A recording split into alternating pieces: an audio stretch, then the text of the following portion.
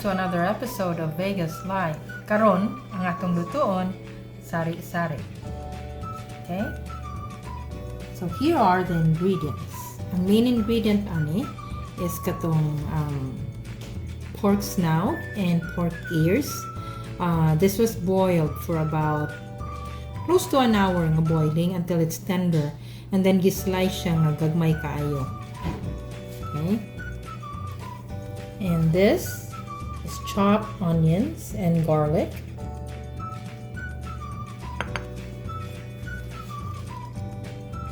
Ginger cut into strips. Carrots also into strips. And like carrots and ginger, bell pepper, red bell pepper. And then we also add spring onions, sibuyas dahon. Okay, gigagmay lang nimo. For our seasoning, we're gonna add a little bit of vetsin. Ito pa na siyang i-add ang black beans. Okay? And then we'll have, of course, salt, ground pepper, oyster sauce, toyo, soy sauce, and vinegar. Okay, in your pan, your cooking utensil, you gisa the garlic,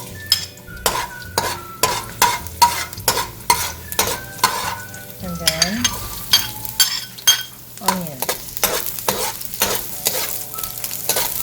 Let it cook for 2 minutes. Once you can smell sa ahos o bombay sa imong gisa, magawap na iyang hindot kayo nga smell, no? Then you add your ginger and the carrots na itong you sliced earlier into orange strips. Then gisahon po na nyo for another 2 minutes.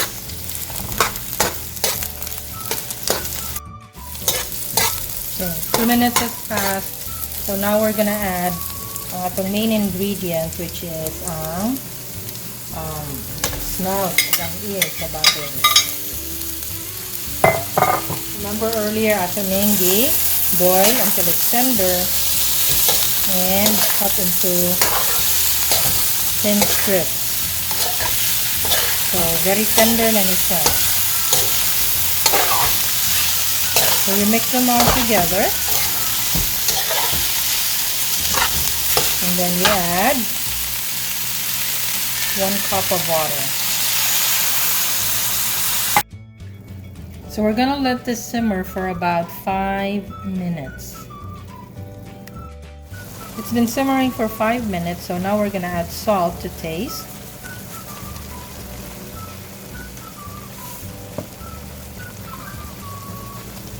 And then this is vetsin right here. You can see that. And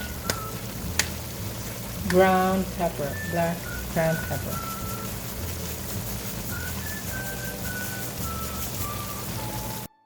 So now we're gonna add a few more of the ingredients. This is vinegar right here, about 2 tablespoons of vinegar.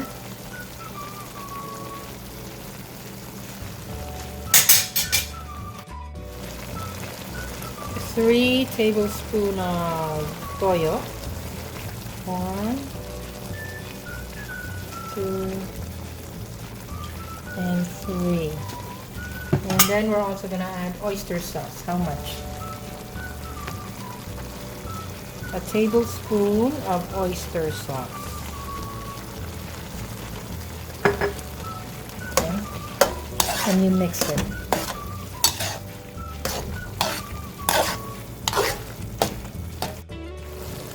Next, we're adding black beans. Mga isang kakutsara ng black beans. Okay. We're gonna add sabaw sa black beans. And then, earlier nalimtan na to.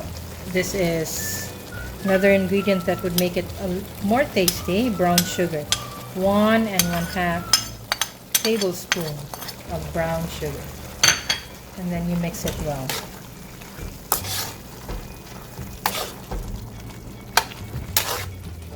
Okay. Now this is Jafrania ketchup. I'm gonna add a little bit of this, pero option rin siya. This is to just enhance the flavor. At the same time, murag magpanindog sa color sa imuhang sari-sari. So, gamay lang ang ketchup yung add. Then mix it well. You can use any brand of ketchup that's available sa inyong kusina. It doesn't have to be that.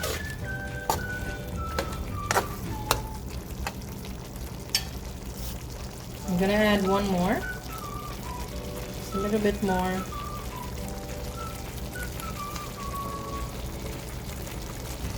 Okay. I'm gonna mix it again. Mix it well. And let it simmer for 2 minutes. Okay, this time we're gonna add bell pepper. And we're gonna let it cook for about a minute. Ayaw i-overcook ang bell pepper para magkabiling siyang crunchy. Finally, we're gonna add our spring onions, ang tugas dahon. Ano siya yung last ingredient. And then, after na nimo i-add, pwede na nimo siya ipasimmer for 30 seconds. And that's it. Also, another option, if you want it a little bit spicy, you can add kaninga klase nga pepper. This is called serrano pepper, I believe. So, option lang na siya if you want it a little bit spicy. And that's it. This is what we call sari-sari.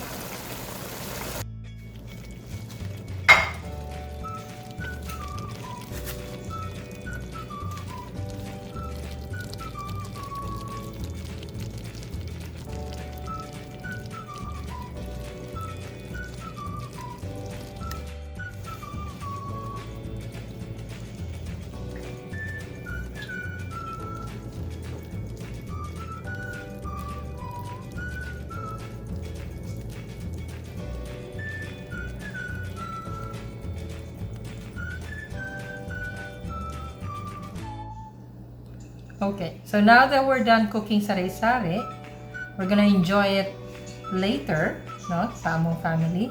And don't forget to like and subscribe sa among channel. Bye!